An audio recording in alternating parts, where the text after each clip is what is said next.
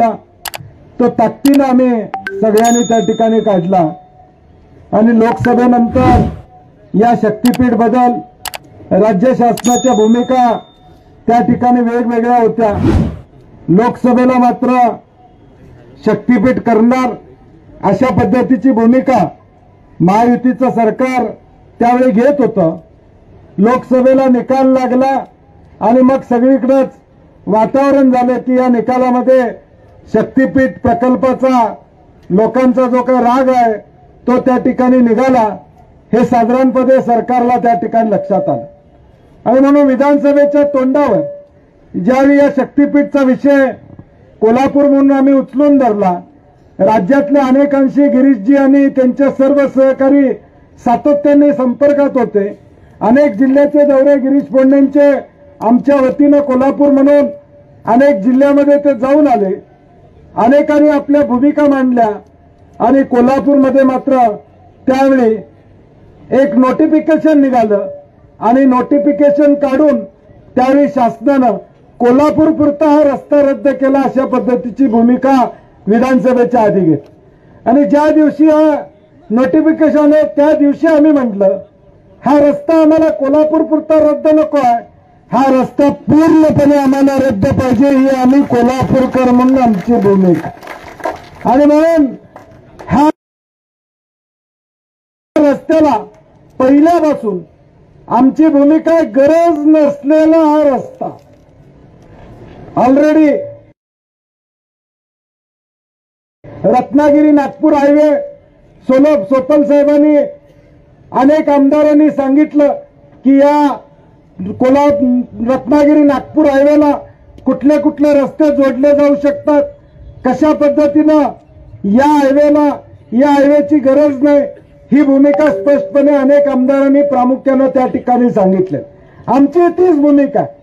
आज 86,000 कोटीचा रस्ता करण्यापेक्षा आहे त्या रस्त्यांना 4-5 हजार कोटी रुपये द्या, जे रत्नागिरी नागपूर हायवेला जोडले जातील आणि ज्याला यायचं आहे तो त्या रस्त्यानं त्या ठिकाणी येऊ दे।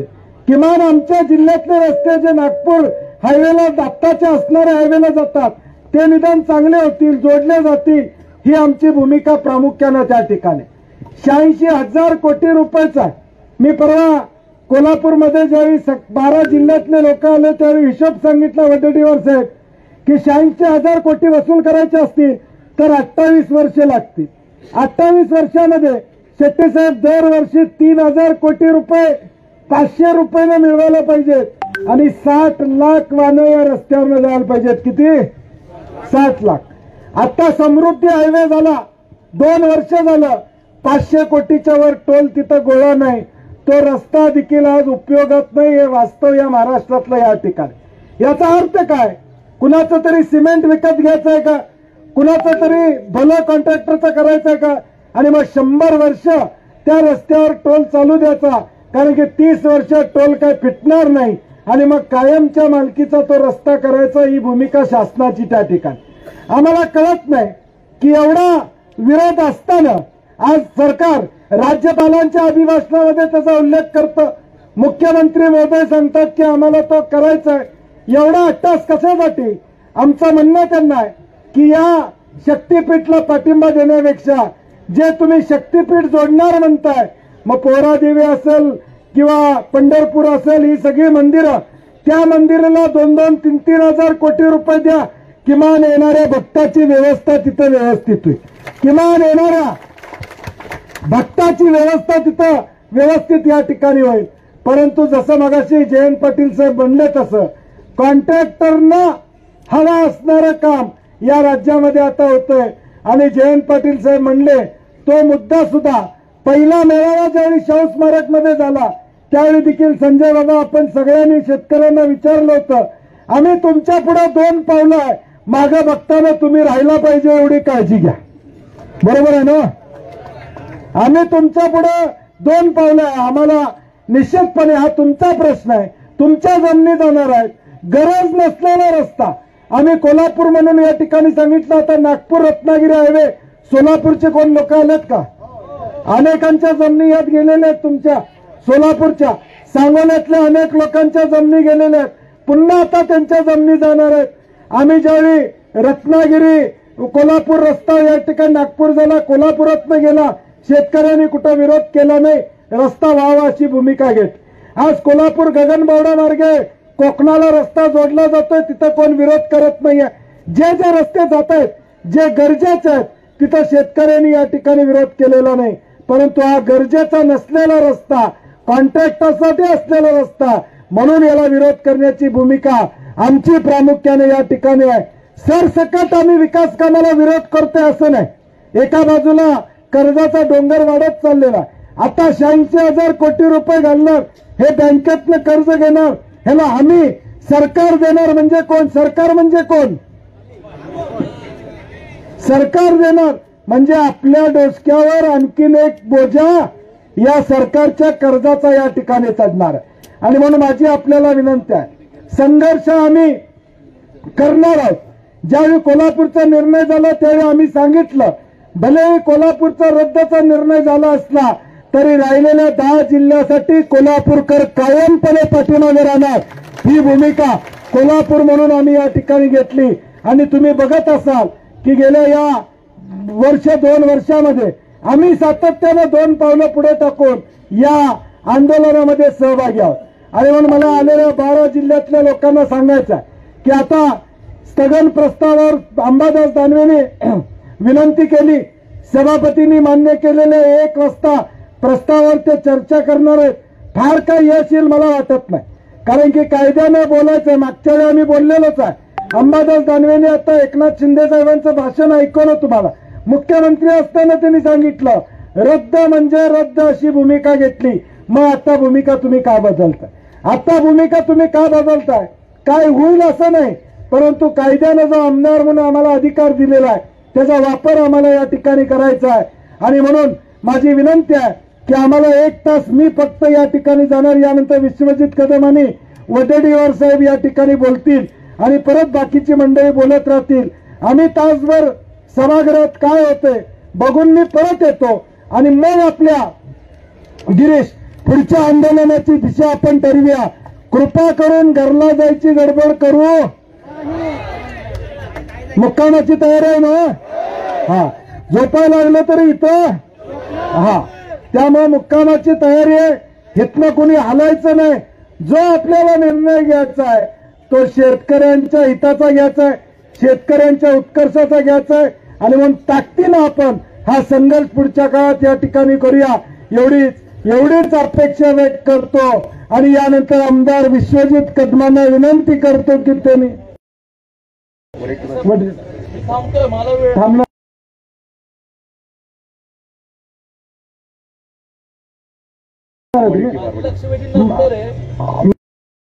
मग यानंतर आमचे काँग्रेसचे नेते सन्मान्य विजय वडेट्टीवार साहेब या ठिकाणी आपल्याला मार्गदर्शन करतील. सागर बंगल्यावर झोपायचं.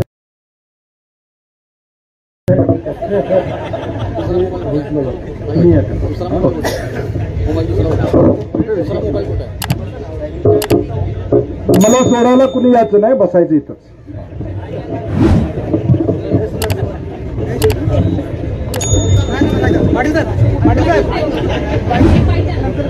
शक्तीपीठ महामार्ग रद्द करण्यासाठी संघर्ष समितीने काढलेल्या या सुरू केलेल्या आंदोलनाला उपस्थित अरुणदादा, सर्व मंचावर उपस्थित असलेले मान्यवर आणि सर्व शेतकरी बांधव भगिनी आणि मित्रांनो, ते डबल ढोलकी सरकार आहे. दोनही ढोलक्या आपण वाजवत असतात. एकीकडे हा नाही म्हणतो, दुसरीकडे तो नाही म्हणतो. आणि या तिघांचे 3 तोंड 3 दिशेला आहेत. खाताना एक होतात आणि मात्र लोकांच्या हिताचा निर्णय होतो त्यावेळेस तिघे जणांची तोंड 3 दिशेला असतात. म्हणजे ह्यांच्याकडं एक म्हणतो होणार नाही ना, दुसरा म्हणतो झाल्याशिवाय. आता सांगा हे डबल ढोलकी आहे की नाही? अशावर विश्वास कसा ठेवायचा? बरं, ज्याचा काही संबंध नाही. आम्ही आता सरकार सोडलं त्यावेळेस 5 लाख 5.5 लाख कोटीचं कर्ज होतं. आता 9 लाख कोटीच्या घरात कर्ज गेलाय. म्हणजे 3 वर्षामध्ये 2,59,000 कोटीचं कर्ज राज्यावर वाढवलंय आणि तिजोरीची लूट करून तिजोरी साफ केली. त्याला त्या समृद्धी मार्गाने गेला की जेव्हा बायको घरी वाट बघत असते, येतो की नाही नवरा, येतो की नाही. म्हणजे गेला रस्त्यावर चढला तर घरी येईल की नाही याची गॅरंटी नसते. शेट्टी साहेब, एवढा तो रस्ता बोगस बनवलाय. टक्केवारीवर चालणार हे सरकार आहे आणि त्याचा हिशोब ठरलेला आहे. आपण तिघे भाऊ लोकांना जगत आहे दाखवू आणि तिघे मिळून खाऊ, अशी या सरकारची नीती आहे. त्यामुळे आपल्याला आपला संघर्ष मोठा आहे.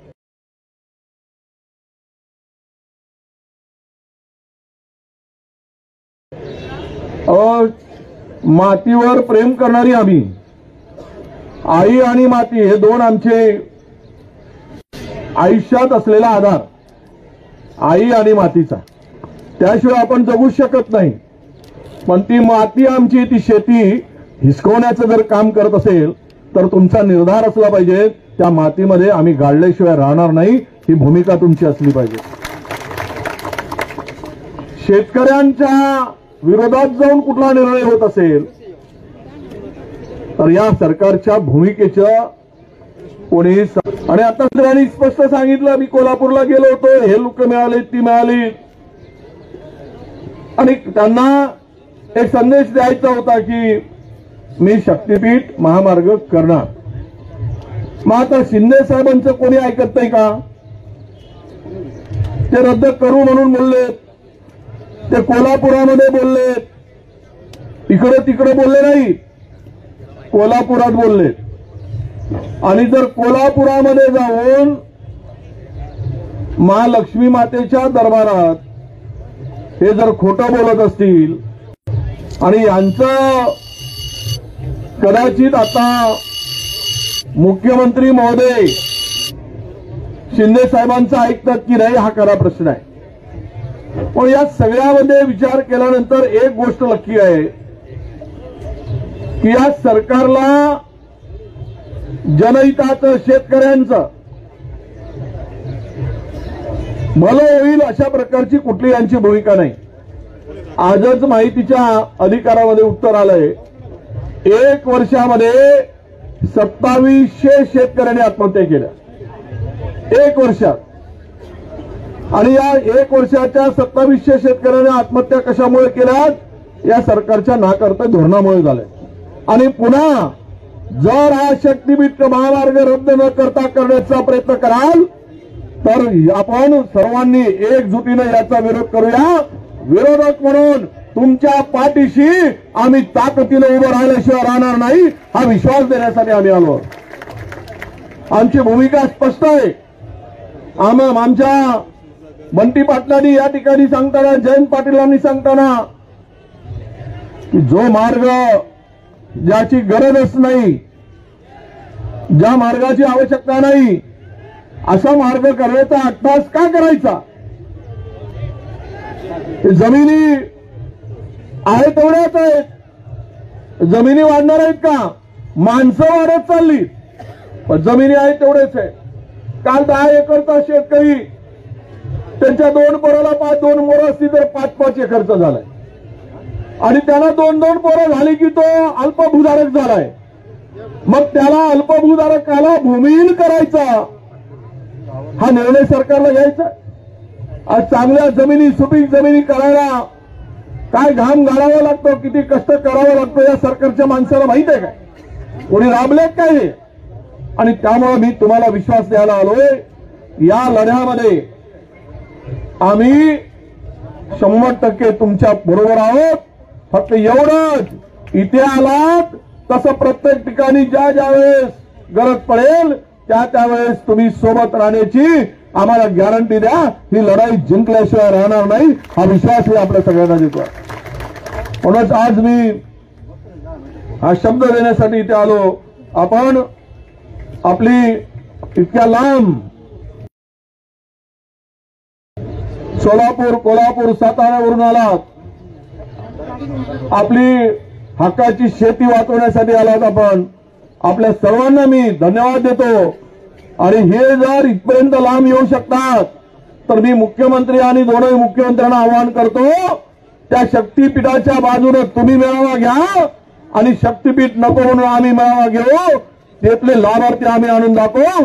ताकद दाखवून दूध का दूध पाणी का पाणी होईल हे तुम्ही आव्हान आमचं स्वीकारा, अशी आमची भूमिका आहे. आणि म्हणून तुम्हाला सर्वांना मी पुनश्च एकदा आश्वस्त करेल, ही लढाई जोपर्यंत हा मार्ग रद्द होणार नाही तोपर्यंत चालू राहील आणि आम्ही तुमच्या पाठीमागे राहू हा विश्वास आणि वचन देतो आणि माझ्या शब्दाला विराम देतो. धन्यवाद.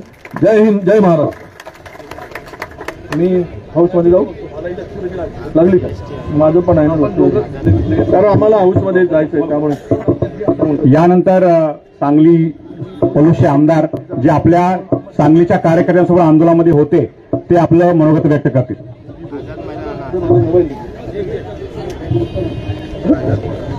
भेटूया. गेल्या काही महिन्यांपासून ज्या शक्तीपीठ महामार्गाची चर्चा संपूर्ण महाराष्ट्रात आणि विशेष करून आपल्या कोल्हापूर, सांगली या पश्चिम महाराष्ट्रातील आणि सोलापूर जिल्ह्यामध्ये होत आहे, या शक्तीपीठ महामार्गाबाबतीत जी शेतकऱ्यांची आणि खास करून या आपल्या जिल्ह्यातील सर्वसामान्य लोकांची, जनतेची भावना आहे, ती भावना मांडण्याकरता आज आपण महाराष्ट्र राज्याच्या राजधानीमध्ये मुंबई येथील आझाद मैदानामध्ये सर्वजण मोठ्या संख्येने आपण उपस्थित आहोत. गेल्या काही महिन्यांपासून या शक्तीपीठ महामार्गाबाबतीत आपल्या जिल्ह्यांमध्ये, महाराष्ट्रामध्ये त्या संबंधित खात्यामध्ये, विभागामध्ये चर्चा चालू आहे. या बाबतीत काही महिन्यांपूर्वी मी आणि आमच्या जिल्ह्यातले सर्व लोकप्रतिनिधी, आमच्या सांगली जिल्ह्याचे लोकसभेचे खासदार आणि आम्ही सर्वजण आम्ही एकत्रितपणे जिल्हाधिकारी कार्यालयासमोर हजारो लोकांचा, शेतकऱ्यांचा मोर्चा काढलेला होता. त्या मोर्चेमध्ये आम्ही तिथे तत्कालीन सांगली जिल्ह्याचे आणि विद्यमान पालकमंत्री सन्माननीय चंद्रकांत दादांना सुद्धा सांगली जिल्ह्याच्या लोकांच्या आणि शेतकऱ्यांच्या वतीने लोकप्रतिनिधी म्हणून आम्ही त्या ठिकाणी आमचं म्हणणंही मांडलेलं होतं. त्यांना निवेदन दिलं होतं की हा शक्तीपीठ महामार्ग जो होतोय, जसं बंटी पाटलांनी आणि माझ्या आधीच्या वक्त्यांनी उल्लेख केला की नेमका हा शक्तीपीठ महामार्ग हा कशासाठी आणि कुणासाठी केला जातोय ह्याचं एक आत्मपरीक्षणाची वेळ आता आलेली. कारण जसं मगाशी बंटीजींनी सांगितलं, जे आहेत ते रस्ते त्याचं रुंदीकरण करून त्याची दर्जा चांगली करण्याचं काम खरं तर राज्य सरकारने करण्याची आवश्यकता आहे. परंतु आहे ते रस्ते दुर्लक्षित करून पुन्हा ह्या सरकारमध्ये जे तिजोरीमध्ये आधीच तूट वाढलेली आहे त्या तूटमध्ये आणखी कशी वाढ होईल आणि ठराविक ठेकेदारांना मदत कशी होईल या दृष्टीने हा रस्ता केला जातोय का जाणीवपूर्वक, ह्याच्याकडे आपल्या सर्वांना आता लक्ष दिलं पाहिजे. मगाशी सांगितल्याप्रमाणे आज आम्ही सांगलीपासून जर पंढरपूरला जायचं असेल तर नव्याने जे काय राष्ट्रीय आणि राज्याचे महामार्ग झालेले ते महामार्ग कॉन्क्रिटीकरण झाल्यामुळे गेल्या काही वर्षांपासून आम्ही तब्बल जो 3.5-4 तासाचा रस्ता होता तो आता 2 तासावर आलेला आहे. आणि म्हणून एकीकडे ह्या रस्त्यांच्या सुविधा झालेल्या असताना हा शक्तीपीठाचा हा मार्ग आणि हट्ट हा कशासाठी आणि कुणासाठी केला जातोय ह्याचा सातत्याने प्रश्न आमच्या सर्व सांगली जिल्ह्यातील आणि या 12 जिल्ह्यातील सर्व लोकांना आणि शेतकऱ्यांना पडलेला आहे. गेल्या काही वर्षांपासून मी सांगली जिल्ह्यातला एक लोकप्रतिनिधी म्हणून माझ्या भावना व्यक्त करत आहे. कोल्हापूर जिल्ह्यातल्या शेतकऱ्यांना सुद्धा एक आमच्याच पद्धतीचा काही नैसर्गिक आपत्तीचा, महापुराचा त्रास झाला. पण एकीकडे सांगली जिल्ह्यामध्ये नैसर्गिक महापुराचं संकट आणि जत, कवठेमहांकाळ, आटपाडी ह्या परिसरात कुठेतरी दुसरीकडे हे दुष्काळाचं संकट. अशा परिस्थितीत आमचा शेतकरी हा जात असताना जाणीवपूर्वक एक हट्टाने, म्हणजे त्याला कायद्याचं कितपत चौकट आहे का नाहीये, नुसतं घुसून शेतकऱ्यांच्या वावरात या ठिकाणी मोजण्या केल्या जातात आणि हा शक्तीपीठ होणारच अशा प्रकारची एक दहशत निर्माण करण्याचं काम केवळ या 12 जिल्ह्यांमध्ये नाही परंतु पश्चिम महाराष्ट्रात या ठिकाणी इतिहास केला जातोय. परंतु मला राज्य सरकारला एकच सांगायचंय की कदाचित इतिहास त्यांचा कच्चा असेल की ज्या पश्चिम महाराष्ट्राच्या मातीतून छत्रपती शिवरायांनी महाराष्ट्राचं राज्य केलं आणि ज्या सह्याद्रीच्या मातीतून या ठिकाणी देशाला एक लोकशाहीचं नेतृत्व मिळालं, अशा पश्चिम महाराष्ट्रात सरकारने कुठलीही हुकुमशाही आणि दडपणशाही करण्याचा प्रयत्न केला तर सांगली, कोल्हापूर आणि आम्ही माणसं कधी जुमानणार नाही, हे या ठिकाणी आजच्या मला या आपल्या सर्वांच्या सभेत सांगायचं. आणि म्हणून लोकांना विश्वासात घेऊन, लोकांच्या भावना समजून घेऊन, शेतकऱ्यांचं नुकसान न होता जर हा मार्ग आपल्याला करायचा असेल तर निश्चितपणे लोकप्रतिनिधी आणि विशेषतः प्रथम क्रमांकावर शेतकऱ्यांना, लोकांना विश्वासात घेऊन समंजसपणे चर्चेतनं जर काही मार्ग काढायचा असेल तर निश्चितपणे तो मार्ग काढण्याचा आपण प्रयत्न करू. परंतु हुकुमशाही पद्धतीने, जर जबरदस्ती पद्धतीने या ठिकाणी कुठे शेतकऱ्यांच्या जमिनी घेतल्या जात असतील, लोकांच्या जमिनी घेतल्या जात असतील, लोकांचं ऐकलं जात नसेल तर आम्ही लोकप्रतिनिधी म्हणून आणि जिल्ह्यातले कार्यकर्ते म्हणून आम्ही ते खपून घेणार नाही. आज मला या ठिकाणी आपण सगळी मंडळी या उन्हातानाचं हे अधिवेशनचं कामकाज चालू असताना या ठिकाणी आलेलं आहात. मला खरंच तुमचं मनापासून कौतुक आहे. तब्बल 5-6 तासाचा प्रवास करून या ठिकाणी आपण, कोण सोलापूरच्या कुठल्या तालुक्यातनं, कोण सांगली जिल्ह्यातनं, कोण कोल्हापूर जिल्ह्यातनं किंवा इतर जे 12 जिल्हे असे इतर जिल्ह्यातले काही लोक आपण मोठ्या संख्येने, आमच्या भगिनी काही या ठिकाणी उपस्थित, आपण संख्येने उपस्थित राहिला. आज राजू शेट्टी साहेब या ठिकाणी आलेले, अनेक या ठिकाणी वेगवेगळ्या या परिसरातले लोकप्रतिनिधी, आमदार, माजी आमदार, सहकारी संस्थांचे पदाधिकारी इथे उपस्थित आहेत. व कुणाचं यामध्ये दुमत नाही. आणि मी सुद्धा सभागृहात भावना मांडत असताना सांगितलं की विरोध आम्हाला करायचा असेल तर आम्ही करू शकतो, पण विरोध करण्यापूर्वी सरकार हे जनतेचं सरकार आहे, लोकांचं सरकार आहे. जनतेचं सरकार असताना सरकारची नैतिकता आहे, कर्तव्य आहे की कुठेतरी लोकांना विश्वासात घेऊन पुढे पावलं टाकली पाहिजे आणि त्या दृष्टीने आपण करावं, ही आमची सरकारला सूचना आहे. आणि म्हणून या शक्तीपीठ महामार्गाबाबतीत का एवढा अडमुटपणा चाललाय आम्हाला कळत नाही, परंतु जे काय असेल ते सरकारला माझी नम्र विनंती आहे की हा बाबतीमध्ये शासन दरबारी कुठेतरी योग्य पद्धतीने त्याची चर्चा झाली पाहिजे. त्याच्यातले पर्याय शेतकऱ्यांचा आणि लोकांचं नुकसान होता काय काय निघतील त्याच्यावर विचार केला पाहिजे. कुठेतरी आम्हाला असंच करायचंय आणि आम्ही असं करणारच. ते दिवस संपले, ते दिवस लोकशाही चालणार नाही, आम्ही चालून देणार नाही. एवढं निश्चितपणे तुम्हाला सांगतो. या शक्तीपीठाच्या जे काय आपलं आंदोलन आपण सर्व लोकांनी छेडलेलं आहे, सांगली जिल्ह्यातले आम्ही सगळी मंडळी एक संघ एक दिलाने आपल्या सगळ्या लोकांच्या पाठीशी उभे आहोत. हा रोड खरा आवश्यक आहे का? आणि जसं माझ्या आधी अनेक वक्त्यांनी सांगितलं, आहेत ते रस्ते जरी चांगले केले, त्याचं रुंदीकरण वाढवलं, ते रस्त्याचा दर्जा चांगला केला तर निश्चितपणे मला वाटेल की या रस्त्याची कदाचित आपल्याला आवश्यकता पडणार नाही. आणि म्हणून या ठिकाणी आपण सगळेजण मोठ्या संख्येने उपस्थित राहिला, तुमच्या सगळ्यांचं स्वागत करतो. आज मला आणि आदरणीय वडेट्टीवार साहेबांना लक्षवेधी सभागृहात लागल्यामुळे मला तातडीने माझी लक्षवेधी म्हणून मला विधानसभेत जाणं आवश्यक आहे. आपल्या सर्वांचे आभार मानून मी इथंच थांबवतो. जय हिंद, जय महाराष्ट्र. यानंतर आपल्या शेतकऱ्यांचे आवडते नेते, लाडके नेते राजू शेट्टी साहेब आपल्यासमोर मनोगत व्यक्त करतील. हे पहा, भूक लागली आम्हाला कल्पना आहे, पण अर्धा तास असंच थांबायचा तुम्ही. हा गॅप जरा भरून काढा व्यवस्थित, मीडियाला व्यवस्थित पाहिजे, कोणी उठायचं नाही. शेतकऱ्याचा संघर्ष योद्धा येतोय, त्यांच्यासाठी सगळ्यांनी हात जोडून विनंती आहे, घोषणा द्या राजू शेट्टी साहेबांचा. हा संघर्ष योद्धा, निष्कलंक नेतृत्व आहे शेतकऱ्यांचं. मित्रांनो, राजू शेट्टी साहेबांचा.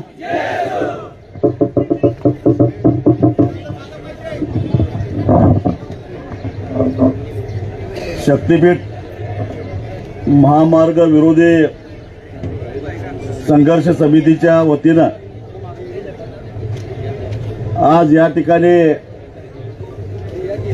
होत असणाऱ्या या आंदोलनाच्या निमित्तानं मंचावर उपस्थित असणारे शक्तीपीठ महामार्गाला विरोध करणाऱ्या या आपल्या कृती समितीचे सर्व सदस्य, त्याचबरोबर मंचावर उपस्थित असणारे माजी आमदार संजय बाबा गाडगे, आपले सर्वच नेते मंडळी, उपस्थित पत्रकार मित्र आणि जमलेल्या माझ्या 12 जिल्ह्यातून आलेल्या शेतकरी भावांनो, माझ्या माय भगिनींनो, आज ज्याने महाराष्ट्राची जडणघडण केली त्या स्वर्गीय यशवंतराव चव्हाणांची जयंती आहे. आज जर का चव्हाण साहेब असते तर 100% या शेतकऱ्यांचा विरोध आहे, तर शक्तीपीठ होऊन देणार नाही अशा प्रकारची भूमिका घेतली आहे.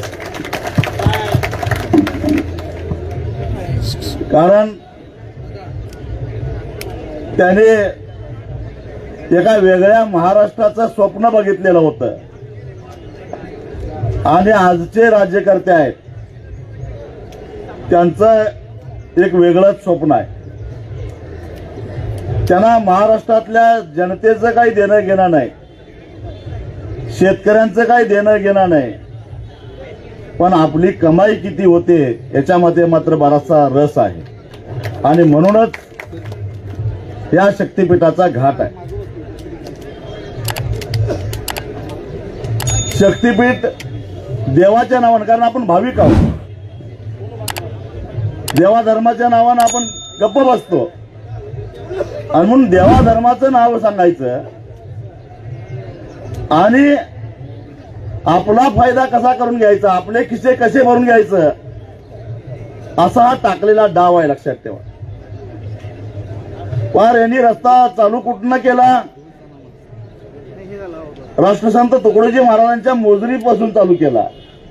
मग पोहरादेवी असेल, औंढा नागनाथ असेल, परळी वैजनाथ असेल, तुळजापूर असेल, पंढरपूर, गाणगापूर, असं करत करत नरसोबाची वाडी, महालक्ष्मी, आदमापूर, मग एवढं सगळं झाल्यावर हे गोव्याला कशाला चाललेत? गोव्याला काय काम आहे यांचं? म्हणजे यांचा डाव काय आहे लक्षात घ्या. अरे गोव्याचं काय काम काय आहे तुमचं? गोव्याला तुम्हाला देवाला जायचं आहे ना, म्हणजे देवाची आळंदी राहिली बाजूलाच, या चोरांच्या आळंदीला चालले ती सगळे. त्याच्यावरनं यांचं देवावरचं प्रेम किती बेगडी आहे लक्षात ठेवा. कुठल्या भक्तानं आंदोलन केलं होतं? कुठल्या भाविकांनी तुम्हाला मागणी केली होती की हा रस्ता व्हायला पाहिजे म्हणून? कधी एवढी आषाढी एकादशीला, कार्तिक एकादशीला पंढरपूरला प्रचंड गर्दी होते, कधी ट्रॅफिक जाम झालेला ऐकलाय? आहे ते पालखी रस्ते अतिशय चांगले आहेत, कुठेही म्हणजे ट्रॅफिकचा प्रश्न निर्माण होत नाही. अधिक कसं कधी ऐकलंय भक्त 4-4 तास, 5-5 तास, 8-8 तास रस्त्यावर ताटकळत राहिले? असं कधीही झालेलं नाही. तुळजापूरला झालं नाही, पंढरपूरला झालं नाही, कुठंच झालेलं नाही. मग या रस्त्याची गरजच काय? रत्नागिरी आणि नागपूर हा जो राष्ट्रीय महामार्ग आहे त्याला कोल्हापूर पासून जवळपास नागपूर पर्यंत समांतर असणारा शक्तीपीठ आहे. काही ठिकाणी 22 किलोमीटर अंतर आहे, दोन्ही मधलं अंतर, काही ठिकाणी 2 किलोमीटर सुद्धा नाही. आणि आहे तो रस्ता आहे. एकदा महाराष्ट्र सरकारनं आकडेवारी जाहीर करावी, कोल्हापूर पासून अगदी नांदेड पर्यंत जाण्यासाठी या राष्ट्रीय महामार्गावर जेवढे जेवढे टोल आहेत, नुकताच पूर्ण झालेला आहे तो रस्ता, त्या टोलमध्ये दररोजची त्यांची अपेक्षित जे काही रक्कम जमा व्हायला पाहिजे होती ती किती आहे आणि प्रत्यक्षामध्ये पैसे किती जमा होतात याची आकडेवारी एकदा सरकारनं जाहीर करावी. अहो, त्यांच्या अपेक्षेपेक्षाही 20-25% सुद्धा तिथं गल्ला जमत नाही. म्हणजे सध्याचा प्रचलित 4 पदरी रस्ता जो आहे तो तोट्यात चाललेला आहे. हे मी नाही सांगत, राष्ट्रीय महामार्ग प्राधिकरणाचे अधिकारी सांगतात. ते म्हणतात की आमचा केंद्र सरकारचा रस्ता असताना राज्य सरकारला दुसरा रस्ता करायची गरजच काय? पण तरी सुद्धा यांचा अट्टाहास आहे की आम्हाला हा रस्ता करायचाच. हा 6 पदरी आहे आणि आपल्या सर्वसामान्य लोकांच्या मध्ये एक प्रकारचा वाटेल तशा खोट्या बातम्या पसरवलेल्या आहेत. जिथं काही पिकत नाही त्या लोकांना सांगितलंय, अरे तुमच्या जमिनीत काय येतंयच काय, तुम्हाला 2-2 कोटी रुपये मिळणार आहेत एकराला. हे खरं आहे का? हे खरं नाही. 2-2 कोटी बीट काय मिळणार नाही. इथं बार्शीचे शेतकरी आले, सुरत चेन्नई रस्ते महामंडळाने त्यांचा एक रस्ता आवड केला. किती झालंय त्याचं? 63 गुंठ्याला फक्त 13 लाख रुपये त्यांचं हे झालंय. हा कलेक्टर ऑफिसचा दाखला आहे. किती 63 गुंठ्याला फक्त 13 लाख रुपये. त्या हिशेबानं जे आज आलेले नाहीत, ज्यांना वाटतंय की आपल्याला भरपूर पैसे मिळणार आहेत, त्यांना जाऊन सांगा. आणि मी तुम्हाला सांगतो, ज्याला असं वाटतं की मला 2 कोटी रुपये मिळणार आहेत, 5 कोटी रुपये मिळणार आहेत, त्यांना आपला गट नंबर सांगावा. त्याला किती पैसे मिळतात मी कॅल्क्युलेशन करून सांगतो. सगळा फॉर्म्युला माझ्याकडे आहे, सगळी माहिती माझ्याकडे आहे. तुम्हाला पैसे मिळणार आहेत हे साफ खोटं आहे, हे एक आमिष आहे. तुमच्यामध्ये एकजूट होऊ नये, तुमचा विरोध मोडावा म्हणून अशा प्रकारच्या बातम्या पसरवल्या जातात. कोल्हापूरला परवा मुख्यमंत्र्याकडे काही लोक गेले. मी म्हटलं तुमच्यात जर दम असेल तर जे रस्ता झाला पाहिजे असं मागणी करत होते त्यांनी आपले गट नंबर जाहीर करावेत, मग आम्हाला कळेल की ह्याच्या रानातनं रस्ता जातोय काय नाही ते. अरे ज्याच्या शेतातनं रस्ताच जात नाही तो म्हणतोय रस्ता करा, काय संबंध याचा संबंधच काय. आणि मग कुठेतरी विरोधासाठी विरोध, केवळ मुख्यमंत्र्यांनी सांगितलंय म्हणून समर्थन. असले धंदे बंद करा. काही जण डबल ढोलकी वाजवायला लागले आहेत. इथं आपल्याजवळ यायचं, शक्तीपीठ होऊन देणार नाही म्हणायचं, आणि तिकडे जायचं समजूत घालतो म्हणून सांगायचं. मी त्यांना सांगतो, असा जर का भानगडी करायला लागला तर तुडवून आणल्याशिवाय सोडणार नाही, हे लक्षात ठेवा. असल्या भानगडी आमच्या समोर चालणार नाही. बंद तर बंद, नाही तर नाही. कशासाठी पाहिजे? याच्या पाठीमागं एकच कारण आहे, ते म्हणजे अर्थकारण, दुसरं काही नाही. यांना यातनं पैसा कमवायचा आहे. मी सांगतोय म्हणून त्याच्यावर विश्वास ठेवू नका. तुम्ही देशभरामध्ये जे काही एक्सप्रेस हायवे आता बांधायचं काम चालू आहे किंवा बांधून पूर्ण झाले आहेत, राज्यात म्हणत नाही मी, संपूर्ण देशातल्या राष्ट्रीय महामार्ग प्राधिकरणानं जे काही एक्सप्रेस हायवे बांधलेले आहेत 6 पदरी, त्याचा खर्च किती आला, 1 किलोमीटरला खर्च किती आला, ही सगळी माहिती तुम्हाला मिळू शकते. ती तपासून बघा. मी याचा अभ्यास केलेला आहे म्हणून मी तुम्हाला सांगतोय. माझ्या लक्षात आलं की कितीही चांगला रस्ता केला, अगदी गुळगुळीत केला, तरी सुद्धा 6 पदरी रस्ता करायला 1 किलोमीटरला 36 कोटीच्या पेक्षा जास्त खर्च येत नाही. 36 कोटी म्हणजे जास्त. त्यातही त्यांचा सगळा टक्केवारी भ्रष्टाचार धरून इमानदारीनं केला असता तो 20 कोटीचा झाला असता. पण त्यांची बेईमानी जरी गृहीत धरली तरी सुद्धा 36 कोटीपेक्षा जास्त खर्च येत नाही. या समृद्धी हायवेचा जो काय तुम्ही बघितला खर्च, तर तो 78 कोटीचा आहे. 78 कोटीचा आहे, तो 2 वर्षापूर्वी पूर्ण झाला, म्हणजे त्याच्यापेक्षा कमी यायला पाहिजे होता. आजचा खर्च मी तुम्हाला सांगितलं 36 कोटीचा आहे. समृद्धी बनवलं यांनी 78 कोटीमध्ये, आणि म्हणून एका आमदाराचा दर 50 कोटी निघाला, हे लक्षात ठेवा. आता ध्यानात आलं काय तुमच्या हे कशासाठी चाललंय? हे असं चाललंय. आणि या शक्तीपीठ महामार्गाचा विचार केला तर 802 किलोमीटरला 86,000 कोटी रुपये, म्हणजे 1 किलोमीटरला 107 कोटी रुपये खर्च आला. 36 कोटीला होणारा रस्ता 107 कोटीला व्हायला लागला. म्हणजे वरचे 71 कोटी कुणाकडं? चोरांच्याकडं. आणि आमची येड्यालावड्याची काय म्हणतात, जेवायला दिल्या जाऊया समृद्धीचं शक्तीपीठाचं समर्थन करायला. हे असलं चालणार नाही.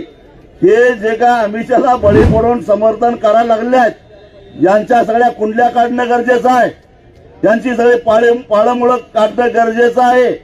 आणि कृपा करून गावात गेल्यावर सांगा, हा केवळ एकट्या शेतकऱ्याचा प्रश्न नाही आहे, केवळ शेतकऱ्यांच्या बाबतीत निगडीत नाही आहे. ज्यांच्या शेतातनं रस्ता जाणार नाही त्याला असं वाटतंय बरं झालं शेजाऱ्याच्यातनं रस्ता चाललाय, माझ्या जमिनीची किंमत वाढाल, अजिबात वाढणार नाही. आणि त्याचं तुमच्या शेतातनं रेल्वे गेली, रेल्वेचं रूळ गेलं, किंमत वाढते का? नाही वाढणार. तसं शक्तीपीठाचा रस्ता तुमच्यातनं गेला तर शेजाऱ्याच्या जमिनीची किंमत वाढणार नाही. का वाढणार नाही सांगतो. कारण या शक्तीपीठाच्या दोन्ही बाजूला कंपाऊंड असणार आहे. शेजाऱ्याला सुद्धा त्या रस्त्यावर जाता येणार नाही. या रस्त्यावर ट्रॅक्टर, रिक्षा, मोटरसायकल, छोटा हत्ती यासारख्या छोट्या वाहनांना प्रवेश नाही. बैलगाडी, सायकल अजिबात नाही. एखाद्या शेतकऱ्याच्या शेताचे 2 तुकडे झाले असले तर पलीकडे जाण्यासाठी 10-12 किलोमीटर मागे किंवा पुढे जायचं आणि मग पलीकडे जायचं. पाईपलाईन. काही लोकांना असं वाटतं की हायवेमुळे आमच्या जमिनीची किंमत वाढणार नाही. 802 किलोमीटर लांबीच्या या रस्त्याला फक्त 27 जंक्शन आहेत. 27 ठिकाणी त्याला जॉईन होता येतं. म्हणजे साधारणपणे 30 किलोमीटरवर एकाला कुठेतरी तिथं जोडता येईल. म्हणजे आणि रस्ता भराव टाकून तुमच्या शेतातनं 20-25 फुटावर जाणार. मग तुम्हाला या रस्त्याचा फायदा काय? तर एखादा दारोडा रात्री दारू पिऊन आला आणि तुमच्या शेतात आला तर त्याला दवाखान्याला न्यायचं काम तुमचं. बाकीचं काही नाही. तुम्हाला याचा काही फायदा होणार नाही. भागातला रस्ता गेला म्हणून काही त्याचा फायदा नाही.